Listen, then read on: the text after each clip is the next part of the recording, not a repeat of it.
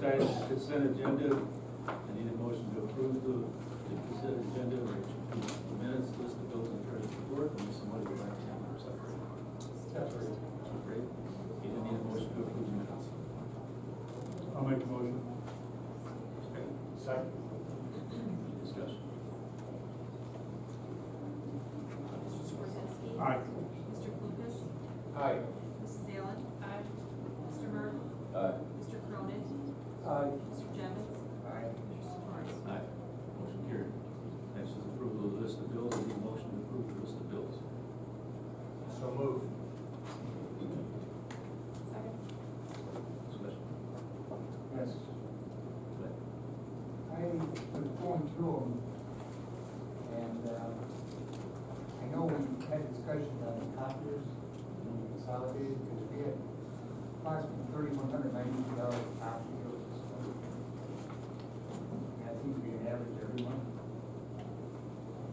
Also, I know it's kind of nitpicking, but we pay $1,440 this month for referees' games. Is there any way we could consolidate, eliminate that using staff? Do the refs? I believe the refs have to be licensed by the Sports Association. It's massive, what's the name of the association? IESA. IESA, right? Yes. Yeah, so they have to be sanctioned through those organizations, and there's a set rate that we have to pay for those. Well, going back to the sports area, I see there's a bill here for Holiday Inn Express Suites, $894, $895. I have no idea what, I think extracurricular travel. Which, yeah, if it's extracurricular travel for the sports, that would be a team to travel to state. Then there's an entry fee of $300 for that competition. Quite likely, yes. Also, let's see here. Camp Montour and Retreat Center, $7,747.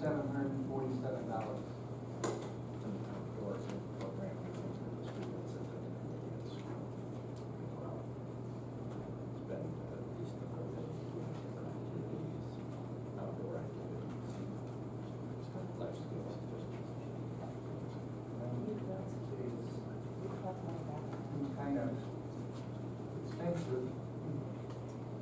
Also, one here for Gordon Flesh Company, Inc. So that's a copy or something. Yeah.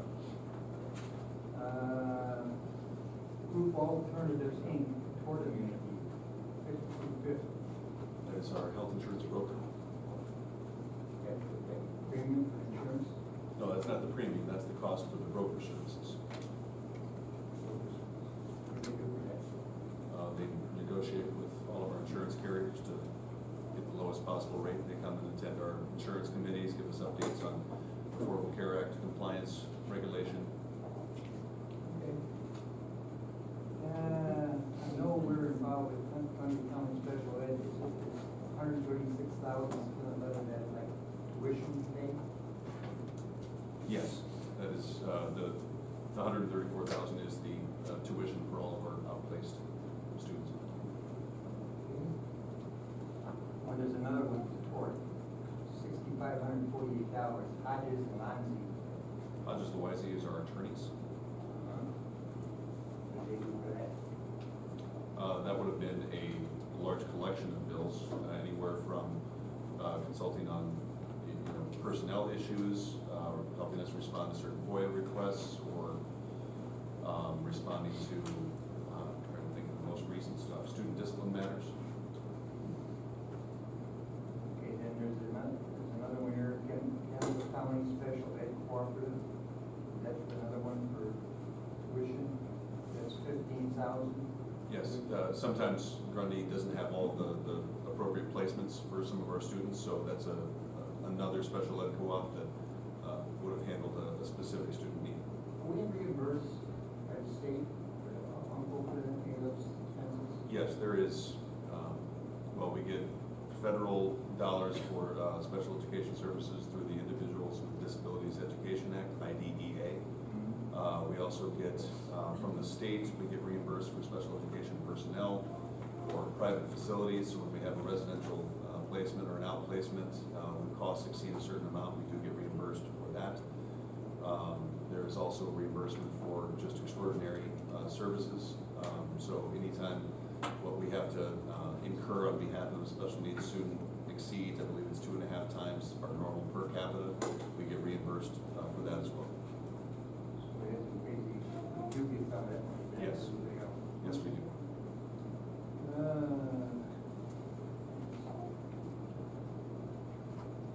Midwest Transit Equipment, 5137 to 5131, supplies and materials.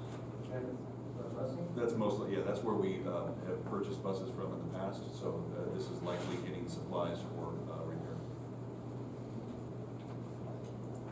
Then there's a Minooka CCSD, 12,311. Just jumping to that real quick. Oh, the high school district, remember, we share the cost of the transportation center, so this is us, they incur the cost, we reimburse them for it. For, the transportation director is an employee of the high school, so we reimburse them for part of the cost.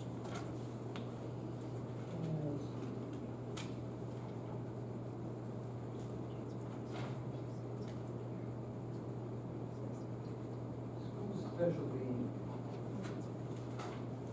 School supplies, office supplies. yeah, with $667.70 for kindergarten for elementary kindergarten supplies.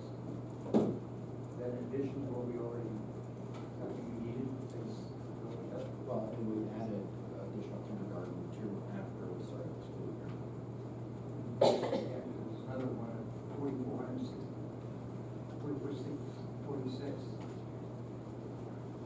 I'm sorry, where are you on, where's that one? We have scholastic thing, Oh, Scholastic. additional supply.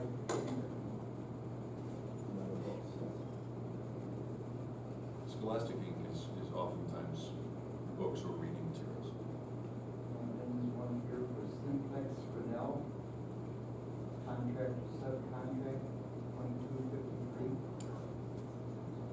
Yep. Clocks, alarm systems.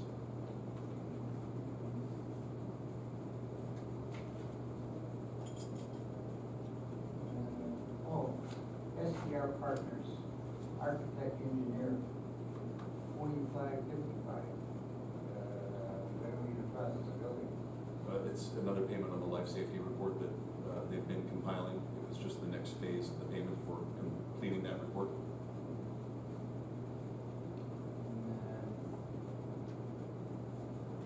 Sunbelt staffing. I apologize for you doing this because I'm not familiar with what this is all about. I'm just trying to educate myself. This is what we're spending on. That's 7902. That's the itinerant service? Itinerant services.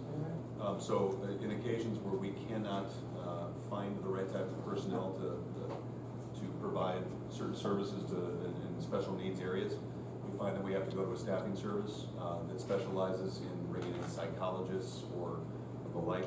I know we've particularly had trouble filling psychologist minutes in our district, so we've utilized this service. There again, my question, was any of that reimbursed by state or local? Yes, these could be compiled and submitted for reimbursement. Okay, that's good. Thank you. Okay. Mr. Lucas? Aye. Mrs. Allen? Aye. Mr. Martin? Aye. Mr. Swarzynski? Aye. Mr. Cronin? Aye. Mr. Jevons? Aye. Mr. Satori? Aye, motion carried. Treasury report, any motion to approve the treasury report? I'll make the motion, we approve the treasurer's report. Second? Discussion. Mr. Swarzynski? Aye. Mr. Lucas? Aye. Mrs. Allen? Aye. Mr. Martin?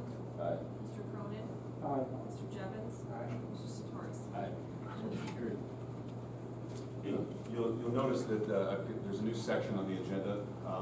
Some of the things that have often been in Dr. Palnick's report or my report, I kind of felt needed their own kind of area on the agenda when they're a large enough matter that is really coming to the board to make sure you're informed about the things that are going on. So I plan to have a discussion and information items section. These are areas where there's no action for you to take. We're making sure that you have a good understanding of what's going on within our district and our building. So first up for this would be the Walnut Trails School Improvement Plan. Dr. Chesler.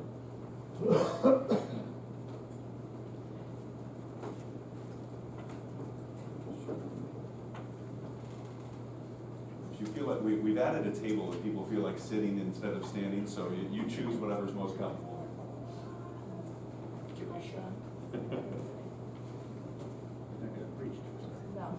It's gonna be very short. Last month when the auditor presented, he was walking around in the middle with nowhere to stand, so we've added a table. What's coming around right now is just a brief update of the areas that we're concentrating on this year for school improvement at Walnut Trails. The school improvement team has met several times since the beginning of the year. And how we began was we looked at last year's school improvement plan and we looked at our goals from last year. And we went through and determined if those goals were fully implemented at this time or if we felt that we still needed a little bit of work on them. And we decided as a group that we still needed to work a little bit on each of the goals because some of them to us are goals that are never fully completed. So to break it down into 3 areas, we're continuing to work on curriculum as far as units of instruction goes, especially in the area of English and language arts. We're meeting by teams to look at what we're actually teaching in ELA and if we need to note specific learning activities that we're doing to differentiate for students in that area. So we can combine it under specific learning activities. We're still working on differentiation as our second area. And our third area that we're focusing on is keeping students engaged at all times. And that's an area that we think that we'll continue to work on in the future too. So on this document that I gave you, the areas in red are the tasks that we're going to work on as teams to complete on this school improvement plan. So for example, the teams are going to meet, which we've already begun meeting at our early release days. At our team meetings, we're looking at the current units of study. We're adding to those, including the differentiated activities that they're using at each grade level for ELA. And of course, music and science maps are in the process of being updated to meet the National Core Art Standards and the Next Generation Science Standards. Again, the instructional teams will continue to compile and document the learning activities that they're using in ELA. And this will be a process that we'll be working on throughout the school year, utilizing those times that you've given us for early release time. The second area is the area of differentiation. The teachers will continue to vary tasks and assignments based on individual student needs, determined by the data that we are collecting along the way. We're going to work to provide additional professional development in the area of differentiation of instruction for teachers. And the teachers are going to work in teams to create and modify activities to help with the differentiation. Then the last area that we're working on is working to keep students engaged. And to do that, we're going to use information that we gather from students in our student interest inventories and our team building activities. And also we're going to use our technology as a support for teachers to engage students. And they're very motivated by the technology that we have, and we continue to add to the technology that's available. Our PTO just purchased 5 more iPads for the building, so we have about 25 iPads that we have on hand right now. First grade classrooms, each classroom has 5 iPads that they're using during daily 5 and their literacy center time. So we're going to continue to develop engaging lessons that support the curriculum standards through the use of technology. We're doing this by building our professional learning communities within the school in order to focus on learning, for teachers to work collaboratively, and to have accountability for the kinds of student activities that we're doing. So we've started that in our monthly staff meetings. Since the beginning of the year, we have focused each month on a different topic, and different teachers or groups of teachers have been presenting. For example, in September, we had fourth grade present. We had a teacher who completed the Next Generation Science Standards class last year. And during the year last year, she focused her students in the area of science. They did projects based on Rube Goldberg. They did machines, and they actually built machines and presented them last spring. So this year, all of the fourth grade team are working on that project, and we intend to have a presentation at our Fine Arts Festival in April. So after Christmas, towards the end of winter, they're going to start on the science project and actually present it to parents and families in April. So that was our staff meeting in September. In October, we had first grade team presented on essential questions, and Dr. Pollock was there for that presentation. First grade teachers actually did the presentation at a reading convention in Iowa back in September. So they presented to all of our staff in September on essential questions. And we also I did a little presentation at that time. I had attended an ethics conference, and we went over the code of ethics for Illinois educators at the October staff meeting. Most recently this week, our social worker and our PE teacher went out to a character education conference, and they came back and presented this week. There was a model school for character ed who did the presentation, and what we found is that we're doing a lot of the things in our character ed program, but there are other areas that we need to work on to expand it. So we got some good ideas from that conference. Coming up in December, we have a group of teachers who are currently in a Next Generation Science class housed at Walnut Trails through the University of St. Francis right now. They are going to be finished with the class. They're going to present in December to staff some of the ideas that they received through the class. That class will be offered again in the spring through USF. Coming up in the spring, we're going to have meetings and talk about differentiation instruction again, and we're also going to go back and review the Danielson model, the framework, and the domains, because that'll be coming up next week. We have the new instruments, so we're going to review that in the spring. In addition, we have our monthly team meetings where we're focusing on discussing our goals for literacy, math, and writing every month. So teachers meet prior to the team meeting. They discuss where the progress they've made in each area and what their current goals are, and we discuss that at our monthly team meetings. We also have a technology minute every team meeting every month where our tech associate comes in and provides the teachers with some tricks or tips for technology, and also presents new information in different apps and different sites that are available for teachers. And then, as I said, on our early dismissal days, we're focusing on differentiation, data review during that time, and working on common assessments. So those are all things that we're working on at Walnut Trails, and thank you for listening. This is enough to keep you busy. Yeah. Any questions about their plan? Very well. Thank So you. how many people are in your, I mean, who's in your team? How did you figure out? We have grade level teams or fine arts team, all fine arts teachers, so we can cover every building as a team. How often are you meeting? We have team meetings once a month. Teachers usually meet once a week, though, as a group. We have staff meetings once a month. And then we have the early release days, which we have several of us should be able to use all that time as well, too. So thank you for that. Thank you. Mr. Hyde from Jones Elementary.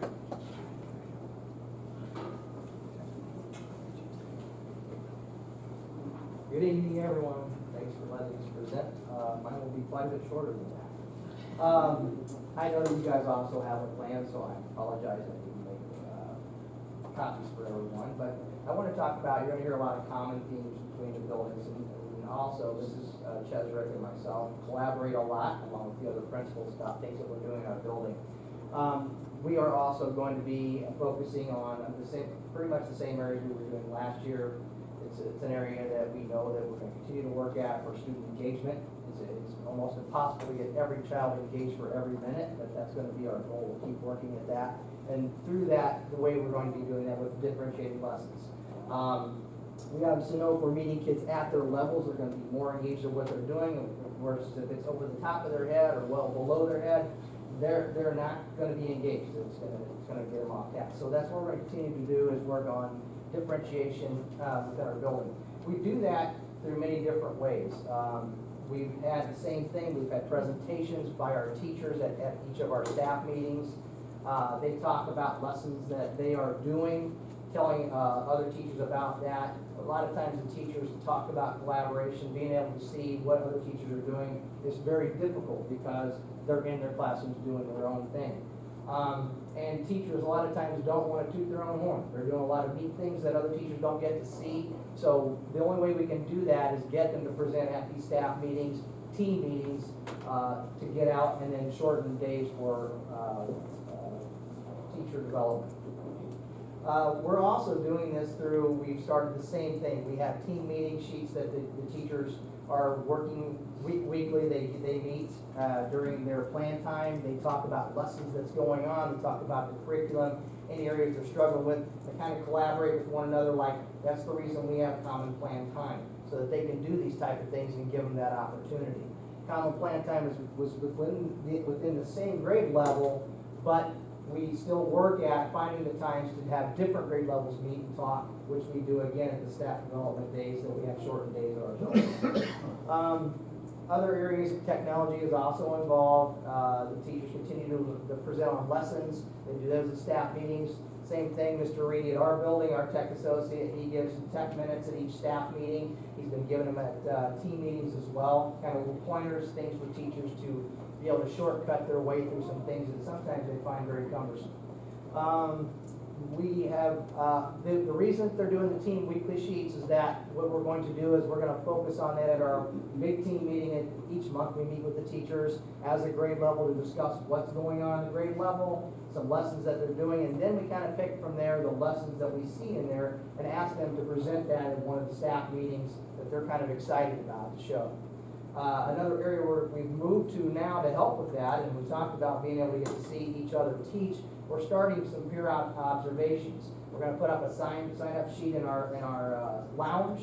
We're going to look for days that we can get teachers who have set up some lessons that they want to go see, and then we'll get a sub to kind of roam through the building like we do on our RTI days that we have floater subs that cover for the teachers. They'll be able to go in and watch other teachers teaching, see the things that's going on, and hopefully we can get some more people getting stuff out what they're doing in the classrooms. We've had a few teachers do that already, and they've really enjoyed it and said, man, it's kind of neat to see other people doing some things that I had no idea was going on in the classroom. So again, through differentiation, we're doing this with staff development. We're trying to get them to present to one another, show each other what's going on, and collaborate within our building. Okay? And then finally, in the area of math, what we've moved to now is we have at the end of every unit, we have an end of unit test, but what we don't have is a pre-test. So our teachers are going through the units now. We're just starting it. It won't be in place until next year, but they're getting all their pre-tests set up for each unit so that next year they can give that pre-test. And the reason we do pre-test is to drive instruction.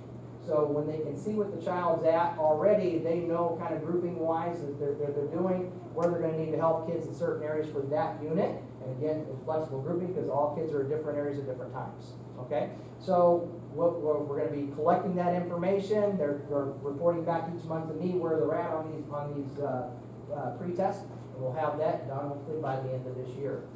And so that's what we're doing at Jones Elementary through differentiation and engaged learning to get our students more engaged and hopefully a higher achievement for our students. Okay?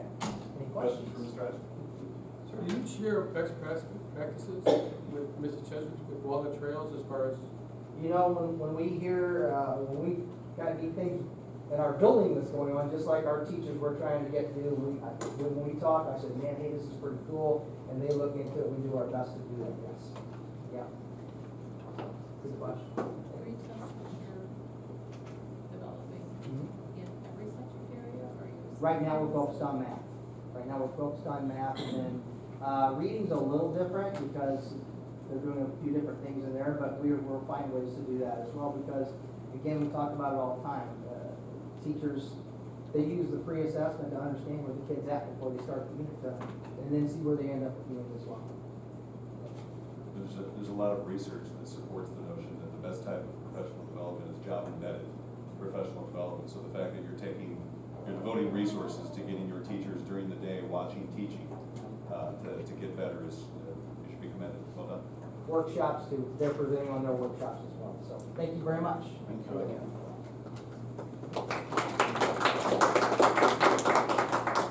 Our next information item is a discussion of graduation from Minooka Junior High School. Yes, we haven't quite gotten to Thanksgiving yet, but this is something that I believe my third week in the district, they were already setting up a meeting with me to talk about graduation, so. You can go into Target and buy a Christmas ornament, we're gonna talk about graduation. There we go. So I gave you guys a little bit of a historical reference on what graduations look like for us, and Gina and I were just talking, it's been over a decade since we graduated at the junior high. I think it was 12 years ago, we were trying to pinpoint it down, but we've gone through an evolution of graduating at the junior high when we were smaller, of course, and then we moved to the central campus. And being a person that's up there speaking, they didn't have air conditioning, so when they opened up that south campus, we jumped ship pretty quick and went over there. So we've been graduating from over there for quite some time now. Got a really nice system down. The first year I came in, though, we had a little, I was told from day one, hey, listen, South Campus, they willingly give us their campus, and we just kind of have the run of the building. We practice for a day or two, and then we go in and we actually graduate. Shanahan, it butts up really nicely to our graduation. We borrow their stage. Their folks go in and set the stage up. We provide Jerry Blair and those guys that go over and set up our chairs. Shanahan would borrow our chairs, so it's a nice little relationship. High school doesn't charge us anything, they just let us kind of have the run of the building. So the first year I was here, I was told South Campus got written up by fire code for a violation. They had nearly 2,200 people in that gymnasium, and the capacity for South Campus's gymnasium is 1,500. That was issuing 4 tickets for families, and just doing the numbers, our numbers grew even last year. I threw some numbers in your packet there. We couldn't afford to give them 4 tickets last year per family. So we backed it off to 3 tickets per family. We got our butts chewed a little bit from some folks. You got a divorced family situation. How are we going to divide that 3rd ticket? How are we going to do that? So we took our lumps last year knowing that we needed to make a change, because legally we couldn't continue to cram folks in there with it just being a safety concern.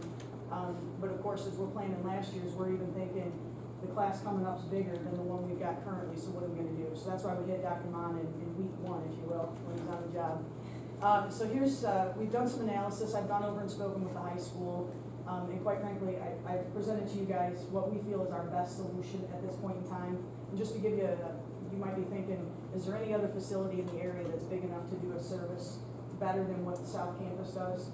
And I'm going to tell you, one of the first things we did last year was start calling around. We called the universities, we called Rialto Square Theater. You know, if we're staying within about a 40-minute drive, there's nothing bigger that we can use. So we're pretty maxed out at this point as far as our geographical area is concerned. Now, if we wanted to drive on up to Northern Illinois or something and do it up there, that's a whole different ballgame. But with what we got, we're sticking here to South Campus. So the proposal I have for you guys is to divide that ceremony in half. We don't do teams any longer, so what we would do is a straight alphabetical split, if you will, A to L or somewhere around that ballpark, and then M to the end of the alphabet. That would give us enough space in that gymnasium to issue families 4 to 5 tickets, depending on what our numbers look like at the end of the year. That's been a number traditionally that we've gone with until we tailored it back last year to a 3. I played a little game with them last year, and we were able to wiggle in that 3, but we should have only gotten 2, because if you look at our numbers, we've got nearly 500 graduates. If each of them brings 2 folks with, we're already at the 1,500 capacity for that gymnasium. So last year, my little game was I seated 1,500 in bleachers, and I didn't count the kids on the floor as the other 500, so we were a little over numbers last year, but Al kind of did some schmoozing for me with the high school. So again, my proposal to you guys is to divide that ceremony in half. We'll do the same stuff in ceremony 1 that we do in ceremony 2. We want that valedictorian, salutatorian to speak at both ceremonies. We've got a gentleman that comes in and videotapes. We're going to ask him, if possible, to splice those ceremonies together into one continuous, or to have ceremony A in its entirety and then ceremony B in its entirety. We also have last year we provided live streaming. Gentlemen from the high school live streamed the entire thing so families can still sit at home in their PJs and eating popcorn on the couch and watch the ceremony if they want. That worked out really well. We didn't have any glitches, and that's something that was $100 for us to have that gentleman do that. And we had grandparents from Florida that were able to watch the ceremony then, so that worked out really well for us. So all those bells and whistles, we're still looking to offer those. It's going to be a little bit time commitment wise, it'll be about the same, maybe an hour or so longer for you folks and for our teachers that are volunteering for that night. But with that ceremony divided in half, we're looking at maybe an hour per ceremony with a little bit of changeover time in between. We utilized their classrooms last year. That worked swimmingly well, so we've already got a game plan on how we're going to kind of mix that up. Looking long term, we'd like to continue to do indoor, possibly outdoor, but here's the hiccup with the outdoor. It's about $5,000 to rent the stage that the high school uses and the chairs that they use. Our graduation is usually about a week to a week and a half off from theirs, so if we wanted to partner up with them and share the costs, we would have to adjust our graduation date significantly further up into May so that we could share the time frame of that rental. So that's just something, food for thought for next year, years to come. But again, we just wanted to come to you with our idea of splitting that ceremony in half, because that's not been something we've ever done. Just let you know that's what we think is the best solution at this point in time. So we've got it here tonight to get a little bit of feedback. This isn't something the board necessarily needs to take action on, but obviously if you direct us to go one way or the other, we're going to listen intently. But the administration of the junior high, they've done a very comprehensive review of just about every possibility that we could have. I think there were 5 options when we initially met. A couple of them, we kind of crossed off quickly. But No ceremony was one of them. yeah, they've done a nice job of working, and they've brought a comprehensive recommendation to you. So we support their request, but we'd like to hear a little bit of feedback if you've got thoughts one way or the other. Same night, right? Yes, ma'am. We'll do approximately 5 o'clock, 7 o'clock, some kind of a time frame like that's what we were thinking. But same evening. I think the consecutive ceremonies is the best solution. It really is. I have to give my speech twice. That's right. You do. Yes. Or you can divide it in half to where they can watch the second half of the video to get to the conclusion. Is that gonna be a traffic nightmare? You know what, we've already thought about that. If you are familiar with South Campus, there's a parking lot to the right and a parking lot to the left. We're gonna contact Shanahan Police Department. We wanted them to be there anyway. We had a couple little issues last year. We could have used their help. So if we can get those gentlemen to do some policing for us out there with traffic, we feel like we can arrange the flow into one parking lot for ceremony A and the other parking lot for ceremony B, and fingers crossed, make it happen without being a nightmare with those gentlemen involved and with that little bit of lag time in between the 2 ceremonies. Should there be more lag time? Because my concern is between ceremonies, some people are leaving and the other people are coming. Ours too.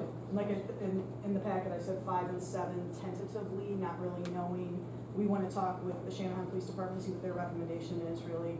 But before I even went to that step, I wanted to see what you all thought before jumping the gun there. But yeah, absolutely. Those are just kind of fluid times based on what they think logistically we can pull off and any recommendations that they may have as well.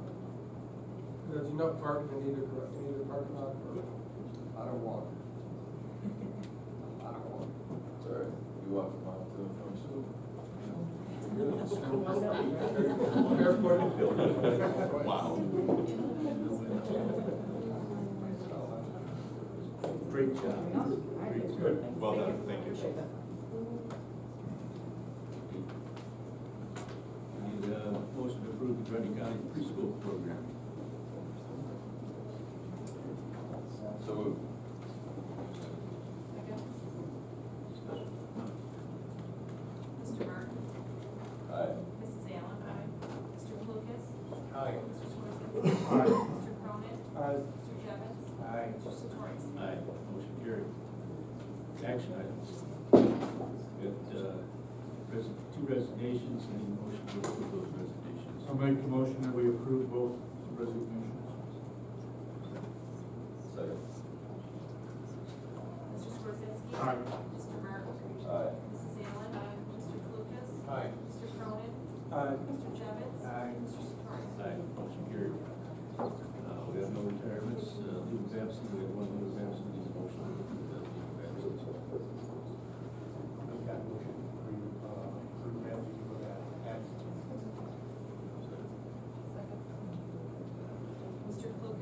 Aye. Mrs. Allen? Mr. Martin? Aye. Mr. Skorzinski? Aye. Mr. Cronin? Aye. Mr. Jevons? Aye. Mr. Satori? Aye, motion carried. Staffing, you heard earlier, we need a program assistant to walnut trails. Correct. We need a motion to approve that position. I'll make the motion that we approve the hiring of that person. Second. We don't have the person lined up yet for that. Mr. Skorzinski? Aye. Mr. Martin? Aye. Mrs. Allen? Mr. Lucas? Aye. Mr. Cronin? Aye. Mr. Jevons? Aye. Mr. Satori? Aye, motion carried. Employment, we're replacing the PE teacher at Fox Able. I need a motion to hire that PE teacher. Mr. Lucas? Aye. Mrs. Allen? Mr. Martin? Aye. Mr. Skorzinski? Aye. Mr. Cronin? Aye. Mr. Jevons? Aye. Mr. Satori? Aye, motion carried. Disposal of surplus property, you heard earlier is that we have a 1996 van that is not functional. And we need to dispose of it, we need a motion to authorize that. I'll make the motion that we dispose of that vehicle. Second. Discussion. Mr. Skorzinski? Aye. Mr. Lucas? Aye. Mrs. Allen? Mr. Martin? Aye. Mr. Cronin? Aye. Mr. Jevons? Aye. Mr. Satori? Aye, motion carried. Next item is 2016 employee benefit plan renewals. You heard the information earlier, that we should stick with the same companies that we presently have. There is a savings, and there is, in the insurance, and the dental was not a significant change to go through the trouble of changing. I need a motion to approve the employee benefit plan renewals. I'll make that motion that we approve the employee benefit. Second. Second.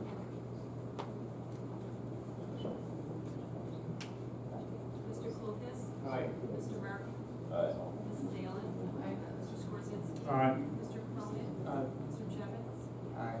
Mr. Satori? Aye, motion carried. Need a motion to destroy the closed session recordings from November of 2013. You skipped a pretty important one. Oh, you want the levy? You see the one that I we already put a check mark beside it, so. Yeah. All right. Need a motion to approve the tentative levy for 2015-2016. I'll make a motion that we approve the levy, approve the tentative levy as presented in the packet. Second. Second. Discussion. Yeah, I guess I would just like to point out that, you know, this is the result of our spending. So all those votes previous to this about spending more money, this is the end result. And I think it's pretty significant for the average homeowner. They're gonna see an increase of roughly $250 per year in their taxes. And I know that about a third, slightly more than a third of that is as a result of increased EAV. But the rest of it is a result of increased spending, some of which we pushed off we pushed off the levy for that spending until today, which was the tort community fund. So in 2013 and 2014, we only levied $650,000, even though we were spending more than $1 million each of those years. So I guess, you know, in a way that should not surprise anyone, because the votes on the levies and the budgets in those years created this situation. I'd like to make one comment there where you said it was that it would increase people's taxes by 250, not everybody's. No, I said the average homeowner.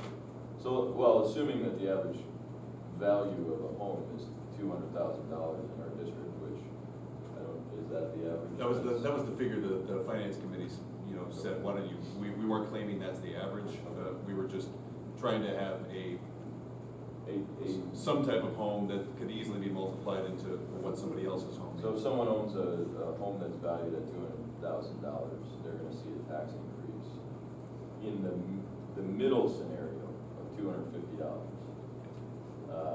In the scenario where there's a high EAV, it would be 230, all the way to a low EAV of 282.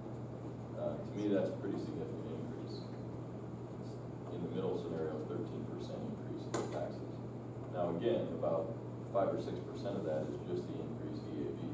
And the rest of it, so 8 or 9%, is due to our spending habits. Okay, thank you. Anyone else? I go concur with Doug. I think it's a big hit for the homeowners. Say with the spending that's been going on in the past, and having, EAV went down with no fault of ours, EAV coming back up with no fault of ours. But to punish us because EAV is going up is wrong.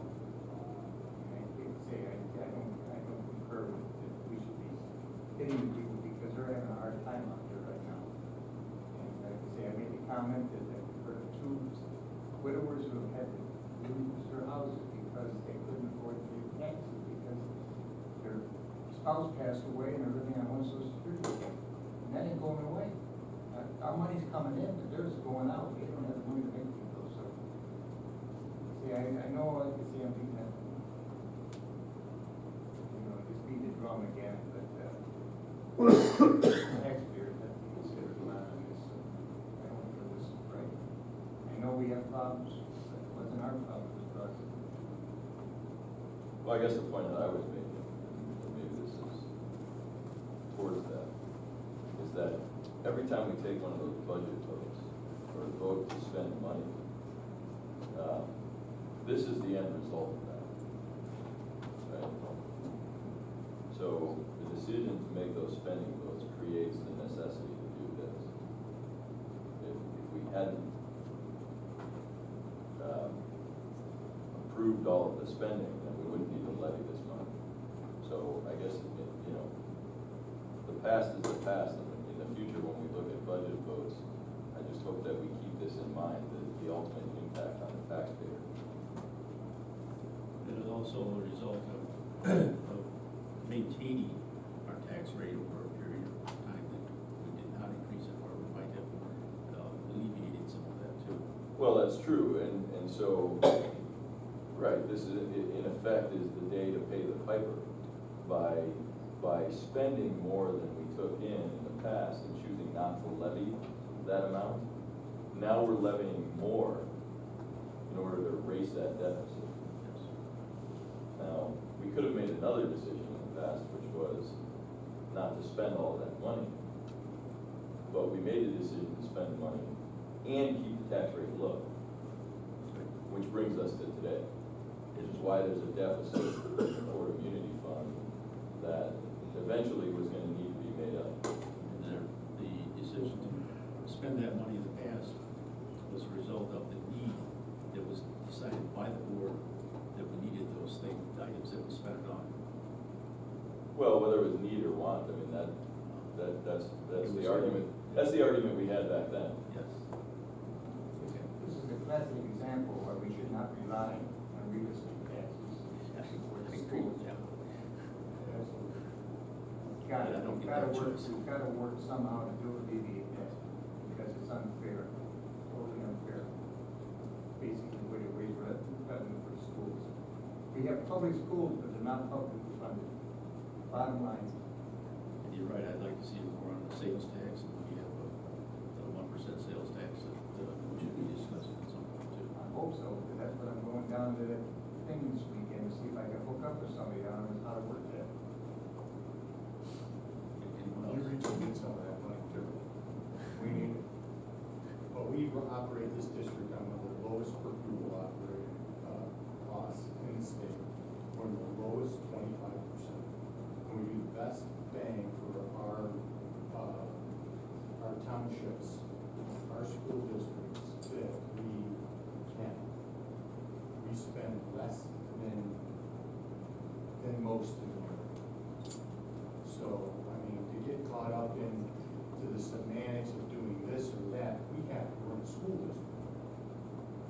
So we didn't do anything that was crazy. We just spent what the kids needed. So that's just my opinion. Anyone else? Mr. Skorzinski? Aye. Mr. Lucas? Aye. Mrs. Allen? Aye. Mr. Martin? No. Mr. Cronin? Aye. Mr. Jevons? No. Mr. Satori? Aye. Motion carried. When will this be published in the paper?